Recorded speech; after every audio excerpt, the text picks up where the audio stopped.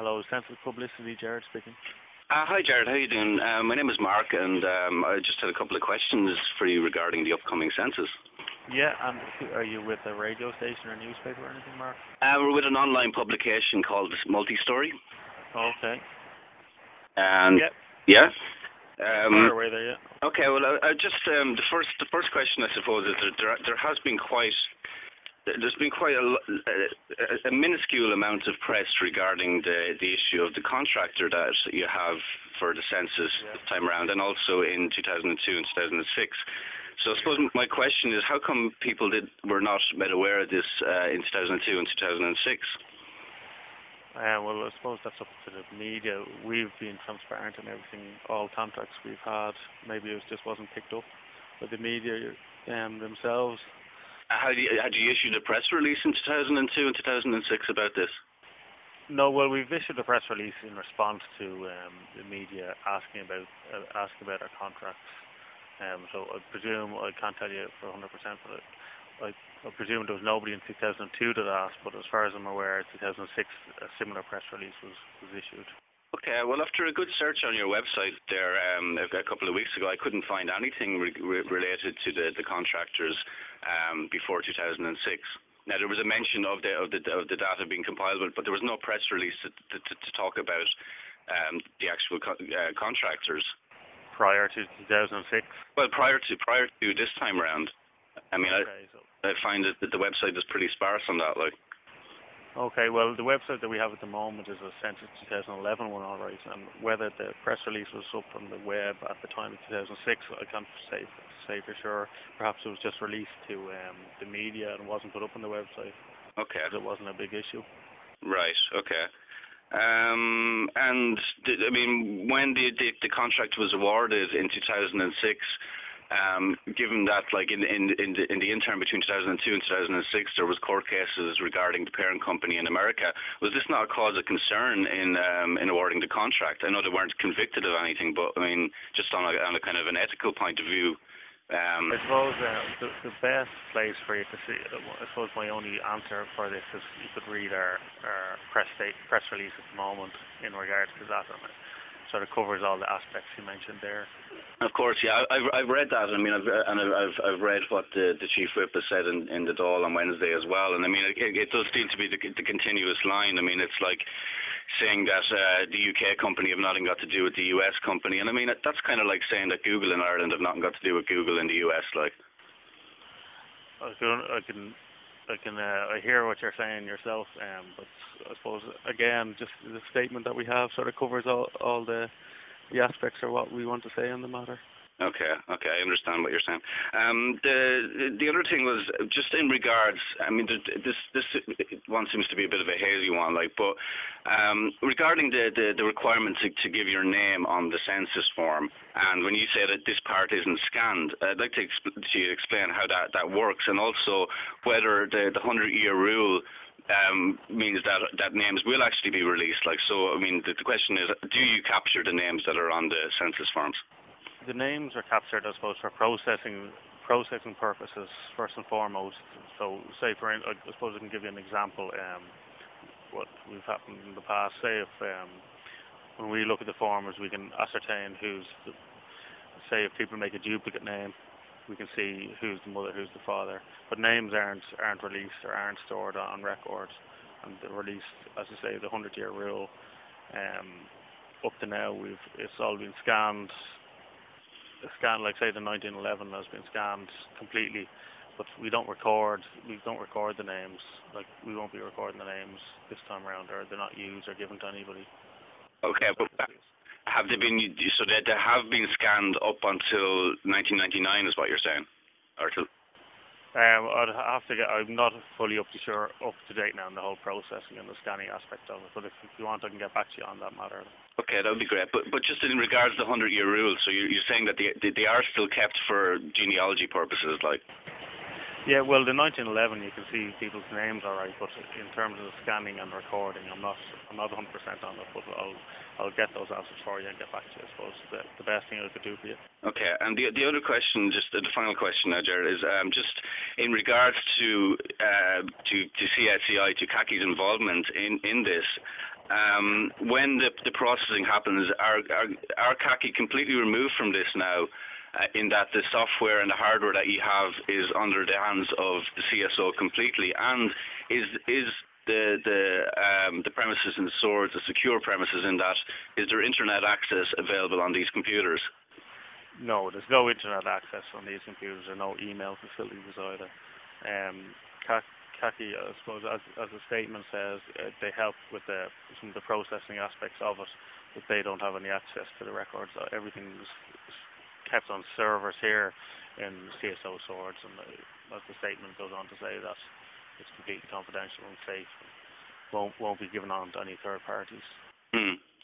Okay. And I suppose, like, I talked to Pádraig McLaughlin of Sinn Féin there the other day, and he said, like, I mean, the way he kind of viewed it is that people are kind of expected to take a leap of faith, and he was taking a leap of faith in the CSO, that there were still a number of questions hanging over this, like, you know, but in terms of encouraging people that have concern over this, like, I mean, is there anything further you'd like to say that would, I suppose, put their minds at ease? I suppose the statement goes into detail. I suppose is the main thing, but the CSO has an unblemished record on confidentiality, and everybody here employed by the CSO is an officer of statistics, and there's a hefty fine if there's any breaches of confidentiality. So it's up to people. We have an unblemished record, and everything is confidential. I suppose the statement about CACI should cover most people's concerns. Do you not think this is a slight blemish on it now, the fact that, I mean, a war contractor has been revealed as being involved in this in some way? Well, as the statement says, CACI UK aren't, the parent company is what you're referring to, but CACI UK have nothing got to do with that. Well, I mean, that would be really up to people to make their own decision on whether they believe that to be the case. Was there a couple of questions from earlier that you want me to clarify so I can get back to you?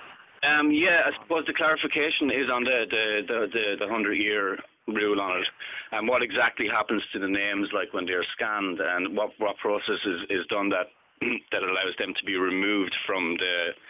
I mean, what I'd really would like to request is that if there's some way that, you know, you could prove this to the media, like by inviting somebody from the media to show the process of how this happens. Like, I mean, that would be very helpful, I think. Like, grand. Yeah, I'll look into them, Mark, and get back to you. Could I have a contact number? Yeah, I'll give it to you again there. It's 086. Yeah. Grand. That's okay. And is there anything else, Mark, that you need to clarify? No, I think that's it. Well, I suppose the one thing is you said there's a €25,000 potential fine. I mean, that's also the same fine that people potentially face for not filling out the census. I mean, does that seem a little bit unfair that, you know, for a breach of confidentiality is a much bigger issue than not filling in your census per se? And, you know, if per se, and this is just a hypothetical question, if anybody wanted access to this data and was out to get that, a €25,000 fine is quite a small price to pay for leaking data that may be valuable, a lot more valuable than that. Like, well, people, you said that the fine's the same as people not filling out the census form. Fines that have been given out previously have been very minimum compared to that 25,000. And we've always found people cooperative in filling out once we explain the benefits of the census. For instance, last time around there might have been only 2 or 3 people that were fined, and that fine was only in the hundreds. Yeah, I know, and those issues were quite different from now. So I mean, what about people that are taking an objection to this now? I mean, can you comment on whether these people will be prosecuted for taking an ethical position on this? Well, there's an obligation on every individual in the country to take part, so that would be our stance on it. It's an obligation on everybody to take part. It's for everybody in the country to take a snapshot of the country on April 10th. Yeah, but have you anything to say whether you would consider prosecuting people that avoided this census per se? Like, I given just one example as well. Look at the Shannon incident of Mary Kelly, one of the activists there who damaged a U.S. military plane, and they were trying to sue her to bits, like, and she won her case basically because it was a human rights issue. Right. Yeah. Well, I suppose I'm not going to enter into any hypothetical situations, but we'll take each case as case by case basis, like I suppose is the clearest thing I can say to you. Okay. All right. That's fair enough. What was your second name again, Ger? Sorry. Bradley. Bradley. Okay. Yeah. And it'd be great if you could get back to me on the other thing whenever you can. Yeah, I'll get back to you as soon as possible, Mark. Okay. Okay. Thanks very much, Ger. Thanks, Mark. Appreciate it. Bye. Cheers. Okay.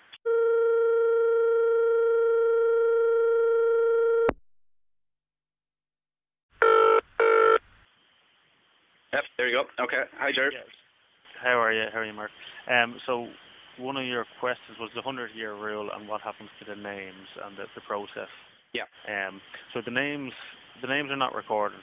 The forms themselves are saved as images, and they're stored safely on site. But the names are not recorded. So there's no index of the name with the information. So basically, you couldn't come in and look for Mark. Or whatever your surname is, and link that with the data of your form. The forms themselves, the hard copy of the forms are then sent to the National Archives, and they're saved there for the 100 years. And then after the 100 years, it's whatever at the time how they release them. It's up to the people at the time how they release them. But the images are saved here, all right. But the names are not recorded. Okay, so I'm presuming that the scanning software just ignores the name fields on. That's possible, exactly, yeah. Okay. Now, in relation to your other query then about is it possible to, I suppose, get a walkthrough of the process and just to highlight the process for yourself. I'd say the best thing would be to request a meeting, and I'd say be highly likely we would try to accommodate if you requested a meeting or a walkthrough of it. Yeah. Be a good chance. We'd definitely look to accommodate yourself.